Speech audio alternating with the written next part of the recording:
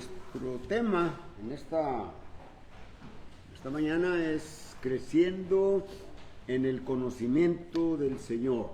Creciendo en el conocimiento del Señor. En su ministerio, es decir, en el ministerio de nuestro Señor Jesucristo, y estando con los judíos, aparte de los discípulos, aparte de los apóstoles, Él les dice allá, lo leemos en el capítulo 5 y versículo 39, escudriñad las Escrituras, porque en ellas os parece que tenéis la vida eterna. Y además ahí tenemos, ellas dan testimonio de mí, dice el Señor Jesucristo. Escudriñen las Escrituras. En ese momento que el Señor está mandando a los judíos, está refiriéndose al Antiguo Testamento, ¿verdad? Pero para nosotros hoy es que debemos de escudriñar no solamente el Antiguo Testamento, sino también el Nuevo Testamento, ¿verdad?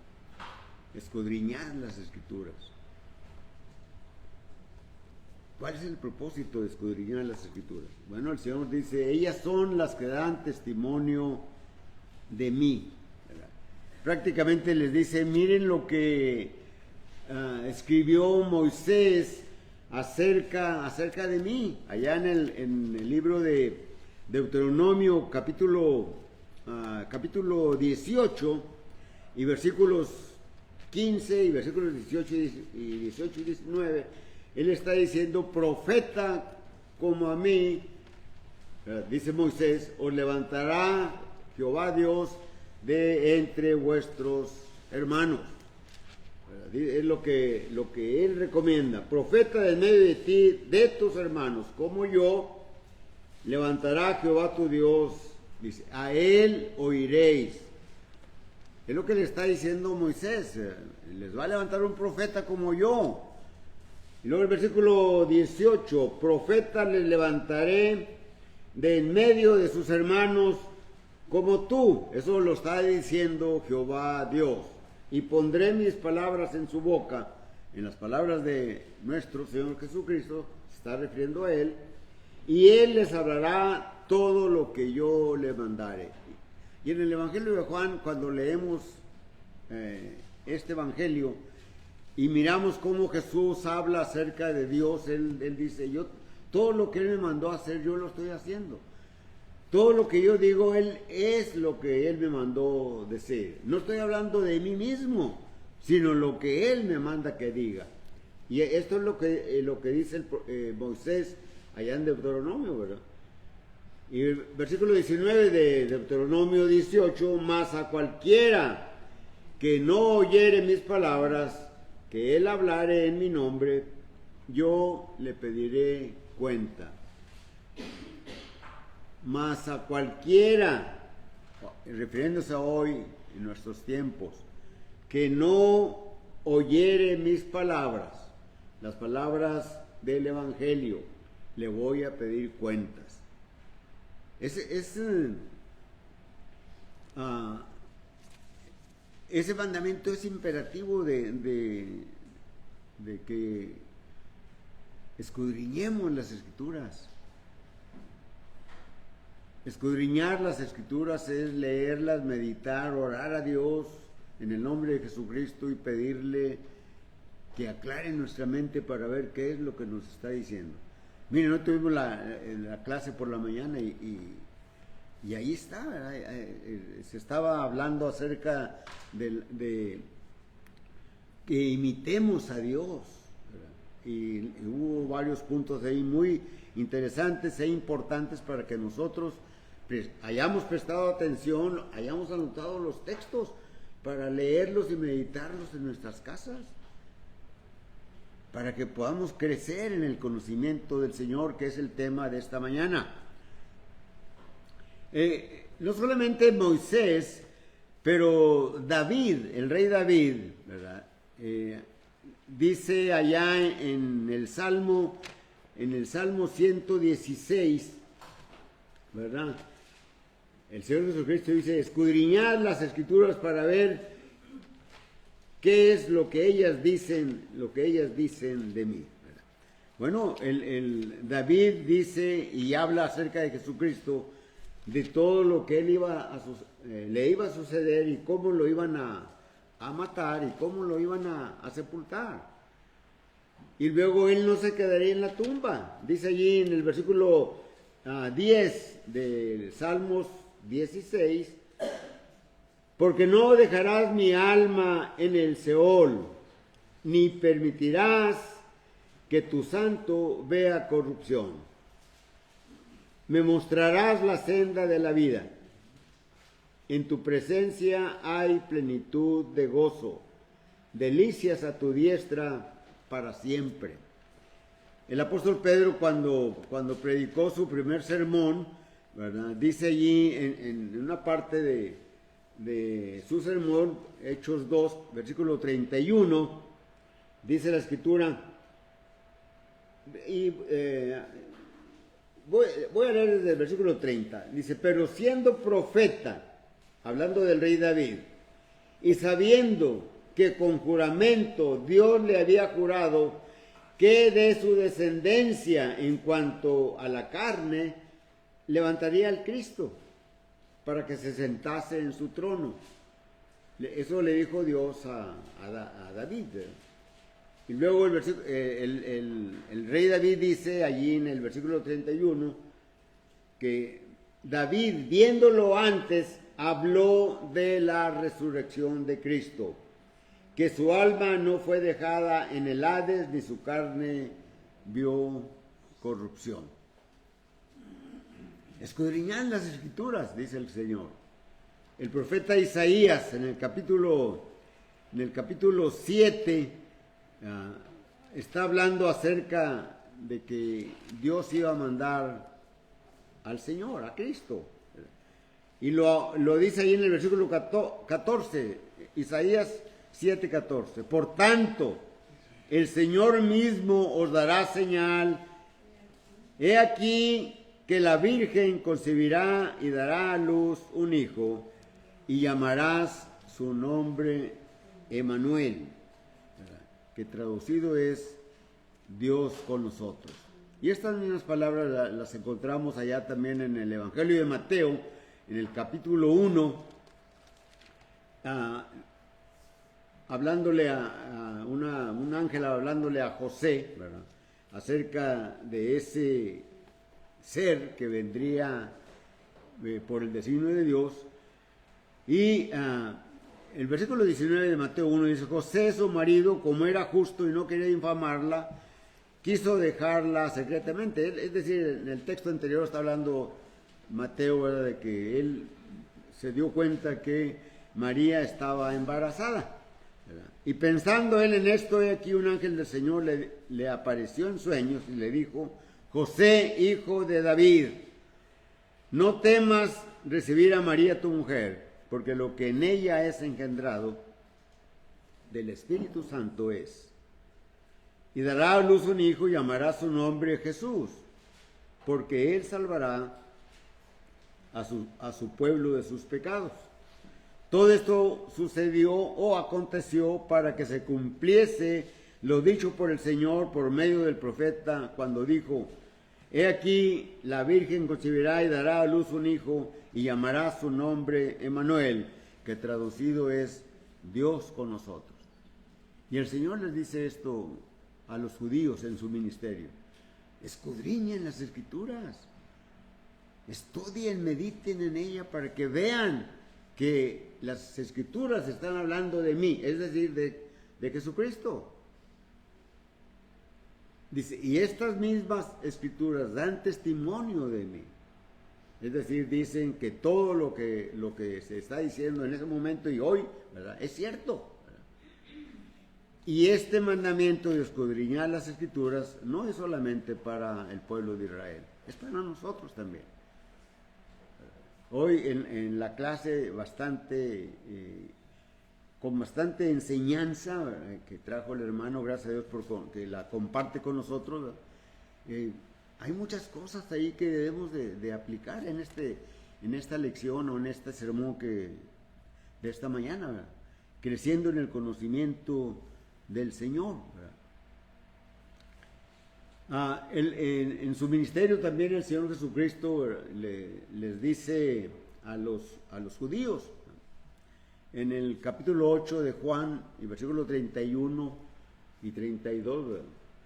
Dice, Juan escribe diciendo, dijo el Señor a los judíos que habían creído en Él, si vosotros permaneciereis en mis palabras, seréis verdaderamente mis discípulos, y conoceréis la verdad, y la verdad os hará libres. Esto es también para nosotros, es para nosotros, ¿verdad? Si nosotros permanecemos en la palabra, en el Evangelio, que si lo obedecimos y permanecemos firmes en el Evangelio, ¿verdad?, seremos verdaderamente discípulos de Jesucristo. Y entre más conoceremos la verdad, y esa verdad nos hace libres siempre del pecado, ¿verdad?, porque el pecado siempre está encima de nosotros. Satanás, como león rugiente, anda alrededor nuestro buscando a quien devorar, y nos busca a nosotros, así que tenemos que escudriñar estas escrituras. De ahí la necesidad de estudiar, de escudriñar, mirar todo lo que está allí, ese conocimiento que debemos de ampliarlo, ¿verdad? De esas cosas que se enseñan hoy en el nombre de la religión, nos podemos dar cuenta que no son verdaderas. Nos rodea un mundo religioso inmenso, y todas las palabras que se enseñan allí, escudriñando las escrituras, nos damos cuenta que esas cosas que se enseñan en las llamadas iglesias denominacionales, pentecostales y las que ustedes quieran, no son verdaderas ni correctas. Sí, la intención de todos ellos es buena, sí, enseñar las escrituras, pero desafortunadamente las mutilan, las cortan, las mochan, como dicen algunos. Debemos de escudriñar las escrituras. El Señor dice allá en Mateo capítulo 15, versículo 9, pues en vano me honran enseñando como doctrinas mandamientos de hombres. En vano me honran. Y ahorita en este mes, ¿verdad?, hay una euforia, ¿verdad?, por celebrar el nacimiento del Señor, ¿verdad? ¿Sí? Cuando en realidad lo que celebramos es su muerte, gracias a Dios que Él murió por nosotros para que pudiésemos tener vida. Sí, nació, gloria a Dios, dijo el profeta, he aquí que la Virgen concebirá y dará a luz un hijo y llamarás su nombre Emmanuel, porque traducido es Dios con nosotros. Dios está con nosotros. Pablo, ya cuando está establecida la iglesia y que le escribe a uno de sus discípulos, ¿verdad?, quizás Timoteo haya sido influenciado en el primer viaje misionero del apóstol Pablo, ¿verdad? No dice la escritura, ¿verdad?, pero bueno, más adelante Pablo va a referirse a Timoteo como su hijo en el Evangelio, ¿verdad?, como pareciera que él enseñó, aunque él no se dio cuenta a lo mejor de su bautismo, ¿verdad? Pero cuando ya en el segundo viaje misionero Timoteo era un joven que tenía mucha actividad en la iglesia, Pablo cuando pasó por allí, por Derbe o por Listra, ¿verdad?, se llevó a Timoteo con él, ¿verdad?, y juntamente con Silas, con Lucas, ¿verdad? Y Pablo, escribiendo su segunda carta a Timoteo, la última carta que escribió, en el capítulo 2 y versículo 15, le exhorta, le manda, y es un mandamiento también para nosotros. Pablo le escribe a Timoteo diciéndole, procura con diligencia presentarte a Dios aprobado, como obrero que no tiene de qué avergonzarse, que usa bien la palabra de verdad. Ese es un mandamiento para nosotros. Debemos de usar bien la palabra. Es lo que estaba enseñándonos Toño hoy, ¿verdad? No debemos de ser partícipes de nada que no tenga nada que ver con la santificación. Es lo que dice, ¿verdad? La Escritura, y es lo que nos estaba motivando, enseñando, compartiendo esos estudios con nosotros. De ahí el mandamiento de Jesucristo, escudriñar las Escrituras. Escudriñar las Escrituras. En su segunda carta, eso es nuestro tema, ¿verdad? Creciendo en el conocimiento del Señor.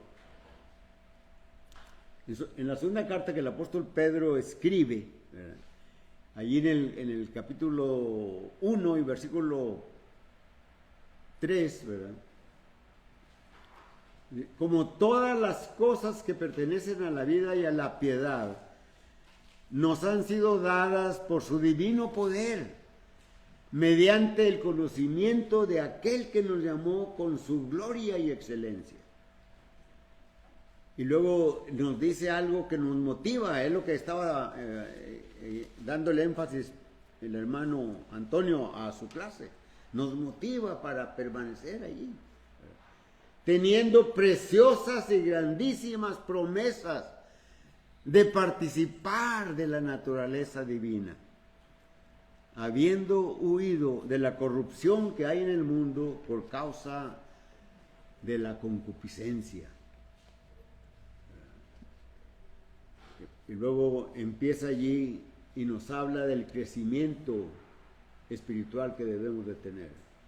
Por esto mismo, versículo 5 de 2 de Pedro 1, capítulo 1, 2 de Pedro, versículo 5.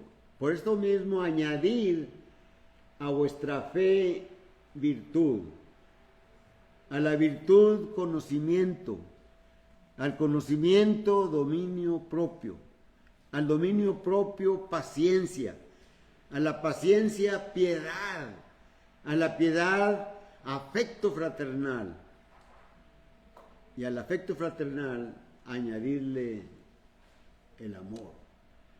Y luego nos dice, si estas cosas están en vosotros y abundan, no nos van a dejar estar ociosos ni sin fruto. Entonces vamos a ver muy someramente, muy ligeramente, ¿verdad? Estos estadios, ¿verdad? O escalones de una escalera, ¿verdad? Que está subiendo, ¿verdad?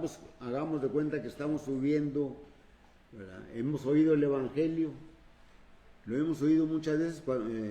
Estoy pensando en mí mismo cuando todavía no lo obedecía, ¿verdad? Por muchas semanas, por varios meses estuve oyendo el Evangelio, domingo por la mañana y luego una clase de jóvenes y luego el domingo por la noche y luego 2 veces entre semana estudiando las Escrituras, ¿verdad? Estuve oyendo, ¿verdad? Pero oír, ¿verdad? No me salvaba. El oír solamente la palabra no me salvaba. Sin embargo, es bueno oír la palabra, porque con el oír de la palabra nace la fe, y esa fe la produce Dios en nosotros por su palabra. Por eso Pablo escribe a los romanos en capítulo 10 y versículo 17, ¿verdad? La fe viene por el oír, y el oír de la palabra de Dios, ¿verdad? Pero no nada más con eso somos salvos, ¿no? ¿Verdad? Cuando oímos esa palabra y luego ya la creemos, bueno, ya la oímos, ya la creemos, pero no somos salvos todavía. Y aceptamos que Jesucristo es el Hijo de Dios, que Él es divino, ¿verdad? ¿Qué es lo que el Señor les dice a los judíos? Escudriñen lo que escribió Moisés de mí. He aquí que les voy a levantar un profeta como a usted, como a él, como a Moisés, de entre todo el pueblo de Israel. Dice, a él oiréis. Y si no lo oyen, yo les voy a pedir cuentas. Es decir, los voy a juzgar y los voy a condenar. Así que nosotros oímos el Evangelio, ¿verdad? Lo creemos y creemos que Jesucristo es el Hijo de Dios, pero aún no somos salvos. No somos salvos. La Escritura, Dios quiere que nosotros nos arrepintamos de nuestra vida. Es decir, que muramos al pecado, dejemos la vana manera de vivir que teníamos antes. ¿Cómo lo manifestamos esto? Bautizándonos, muriendo al pecado y naciendo a nueva vida. El Señor Jesucristo le dijo a Nicodemo, si no naces de agua y del Espíritu, no puedes entrar en el reino. Y solamente en el reino o la iglesia es donde tenemos la salvación. Entonces, cuando hacemos todo eso, oímos, viene la fe, creímos en Jesucristo, lo aceptamos su divinidad, nos arrepentimos, ¿verdad?, de nuestros pecados, de nuestra vida anterior, nos bautizamos, permanecemos en Cristo. ¿Verdad? Que era uno de los puntos también de la clase hoy por la mañana, ¿verdad? Es imitando a Dios, ¿verdad? Es que crezcamos en su palabra, ¿verdad? Que permanezcamos fieles, firmes, ¿verdad? Y entonces aquí es donde entra el crecimiento que el apóstol Pedro dice, añadiendo a vuestra fe virtud. Es decir, la fe, ¿verdad? Es en una palabra griega, pistis, ¿verdad? Es la convicción de que lo que dice nuestro Señor Jesucristo es la plena verdad y que tenemos la plena certidumbre de que podemos entregarnos y confiar en sus promesas. Con esa fe es como con lo que empezamos nosotros nuestro crecimiento. Es el primer estadio, es el primer escalón. Creemos que todo lo que el Señor dice es cierto y debemos de confiar en esas promesas. Y luego dice, añádele a eso virtud. La virtud, ¿verdad? Puede ser muchas cosas, ¿verdad? Pero es la actividad o es la fuerza de las cosas, ¿verdad?, para producir un efecto, ¿verdad? Entonces, cuando nosotros ponemos en práctica, le añadimos a ese conocimiento que tenemos, esa virtud, lo añadimos, ¿verdad?, manifestando que nosotros realmente tenemos fe. Y le añadimos esa virtud, esa fuerza, ese valor para permanecer, ¿verdad? Y para que sin darnos cuenta, ¿verdad?, el tercer estadio es el conocimiento, ¿verdad? El conocimiento. El conocimiento en griego es gnosis, ¿verdad? Es donde salió el gnosticismo, ¿verdad? Pero ese conocimiento es un conocimiento práctico de lo que hay que hacer en una situación dada y de cómo vamos a aplicar eso que aprendimos de la palabra. ¿Cómo lo vamos a aplicar? Y vamos a tener muchas situaciones en el que podamos a tener ese conocimiento, ¿verdad? El hermano decía en la clase, ¿verdad?, que cuando estamos en un grupo de familia a lo mejor, o de amigos, ya sea en el trabajo, en la calle, en donde sea, ¿verdad? De repente estamos oyendo cosas que nomás no edifican, ¿verdad? Entonces el conocimiento, ¿verdad? Que vamos a tener de la Escritura nos va a llevar a actuar para que no participemos de eso, y si es posible alejarnos de allí. No tengo nada que ver ahí con eso. El apóstol Pablo dice, ¿qué tiene que ver, ¿verdad?, las tinieblas con la luz? No tiene nada que ver. Así que, ¿por qué voy a estar aquí poniéndole lodo a mi mente, ¿verdad? Mejor me quito, mejor me voy a la luz. Entonces, al conocimiento, ¿verdad?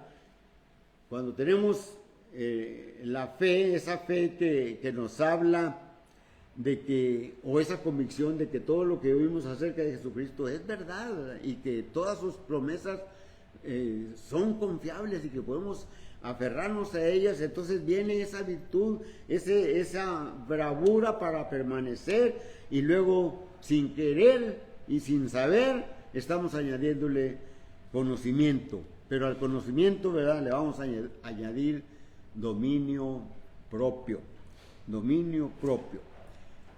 Prácticamente tiene muchas definiciones, ¿verdad? Algunos la definen como templanza, ¿verdad?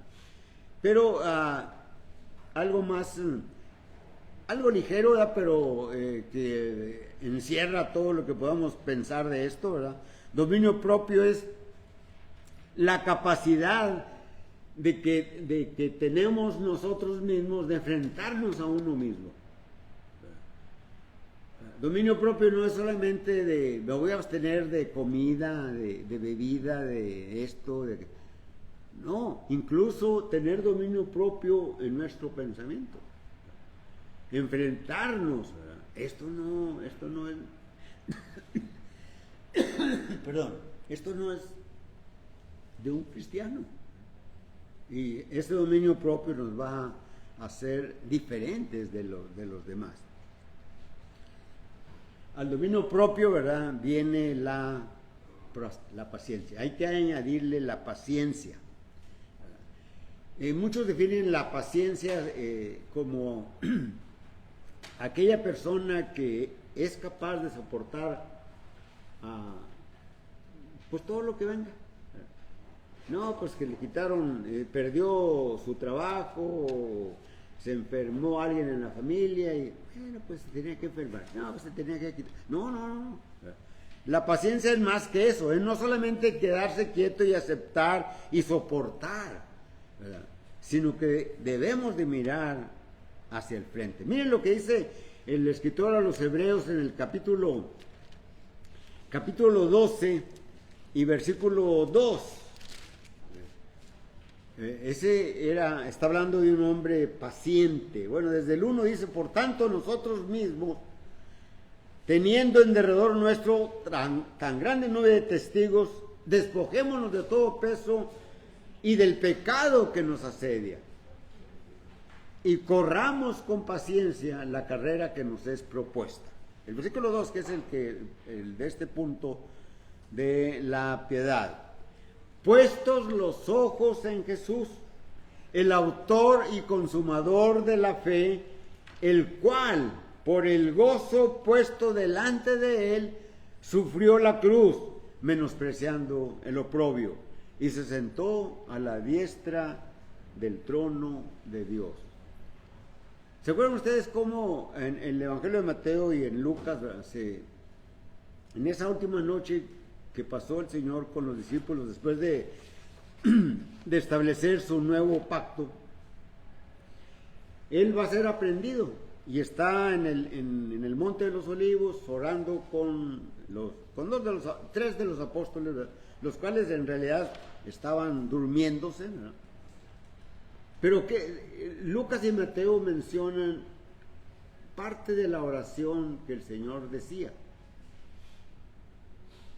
a su Padre Celestial: si es posible, pase de mí esta copa. Es decir, Si es posible que no me crucifiquen, que no muera, que no derrame, ¿verdad? Pero él dice, pero no se haga mi voluntad, sino tu voluntad. Y aquí el escritor de los Hebreos lo aclara, dice, diciendo, puestos los ojos en Jesús, lo que hizo Jesús, el autor y consumador de la fe. Él consumió la fe, consumó la fe. Dice, el cual, con el gozo puesto delante de él, sufrió la cruz, menospreciando el oprobio. Es decir, él veía más adelante de sus sufrimientos. Él veía que él iba a regresar al Padre. Entonces, la paciencia no solamente es aceptar todo y quedarse quietos sin hacer nada y soportar, y bueno, pues tenía que ser así. No, puesto los ojos en Jesús, el autor y consumador de la fe, ¿verdad? El cual, con ese gozo que se anticipaba, ¿verdad?, se sentó a la diestra de Dios. Y así a nosotros nos puede suceder algunas cosas que nos van a hacer trastabillar, ¿verdad? Pero pongamos los ojos en Jesús y miremos que Él estaba mirando el gozo que iba a venir después de que pasara la cruz. El Señor dice, Pablo lo escribe, el Señor no nos va a dejar más allá de lo que nosotros podamos soportar. Nuestro soportar tiene un límite, pero ya no lo podemos rebasar. Pero allí donde no podemos, allí está Dios. Allí está Jesucristo, que Él dijo que iba a estar con nosotros. Pero tenemos que hacer nuestra parte, puestos los ojos en Jesús. Entonces, a la piedad, ¿verdad?, le debemos de añadir el afecto fraternal, ¿verdad? Es decir, ese amor entre hermanos, ¿verdad? Es decir, donde mostramos la benignidad, ¿verdad? Esa benignidad es ser benignos, y benigno significa que seamos amables, cariñosos, ¿verdad?, que seamos benévolos, que tengamos buena voluntad para con nosotros, ¿verdad?, que seamos piadosos, ¿verdad?, es decir, misericordiosos para algo o alguien. Pero no solamente tener ese sentimiento, sino que si hay algo en que nosotros podemos mitigar el sufrimiento, el dolor, la angustia de alguien, lo hagamos en nuestra capacidad. ¿Qué sucede cuando hay un duelo? Yo siempre, cuando hablo de un duelo, me acuerdo de un hermano mío que murió de leucemia hace como 60 y tantos años, ¿verdad? Y en ese tiempo los funerales se celebraban, bueno, no sé si en todo, pero en las casas. Ahí estaba en la sala, ahí está, los sillones los movieron para allá y las sillas, ¿verdad? Y dejaron ahí el ataúd, ¿verdad? Y ahí, mamá, mis hermanos, ¿verdad?, pues llorando, y lloraba alguien y ahí está uno llorando también, ¿verdad? Pero cuando, pues, se murió tu primo, y empezaron a llegar la familia, ¿verdad? Y entraba alguien ahí, y como que, bueno, yo no sé si los demás, yo estoy hablando por mí, ¿verdad? Sentía como que me quitaban algo, ¿verdad?, un bálsamo, como que... Entonces, así debe ser el afecto fraternal, es el amor entre los hermanos.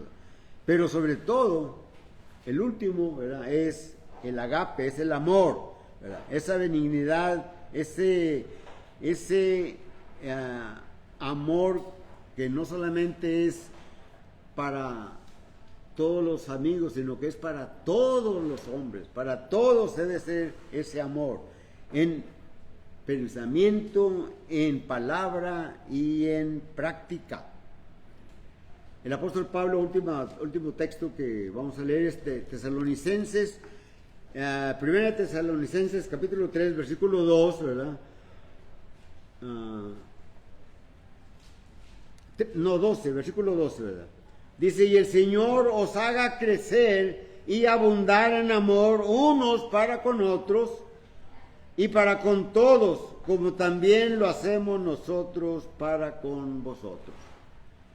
¿Quieres crecer en el conocimiento del Señor? Escudriña las Escrituras. Ten en tu mente la segunda carta de Pedro, en el primer capítulo y versículo 13 en adelante.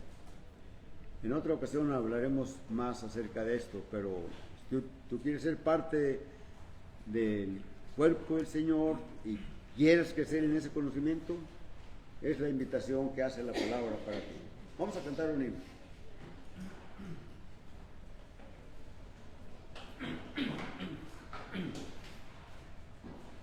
Número 44, primera, segunda y cuarta estrofa.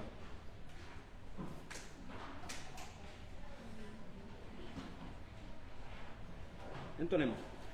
Tal como soy, sin más decir, que a otro yo no puedo ir, y tú me invitas a venir, bendito Cristo, heme aquí. Tal como soy, sin demorar, del mal queriéndome librar, tú solo puedes perdonar, bendito Cristo, heme aquí. Tal como soy, tu gran amor me vence y busco tu favor. Servirte quiero con valor, bendito Cristo, heme aquí.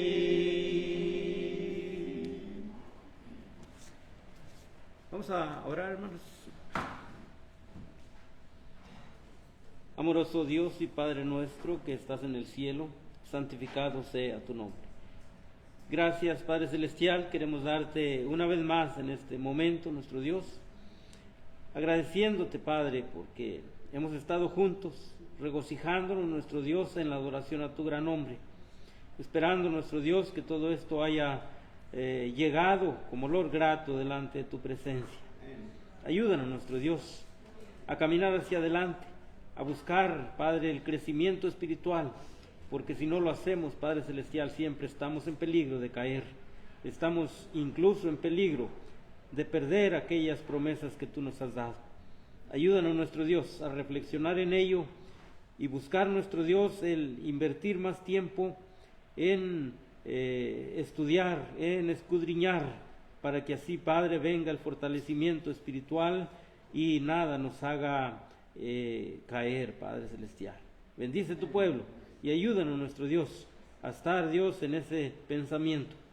Sé con cada uno, con las necesidades de cada uno, Padre, con tu iglesia en general, y ayúdanos, nuestro Dios, para no desistir del buen camino y seguir enfocados en las moradas celestiales.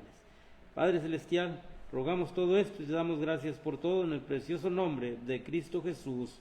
Amén. Amén. Dios les bendiga.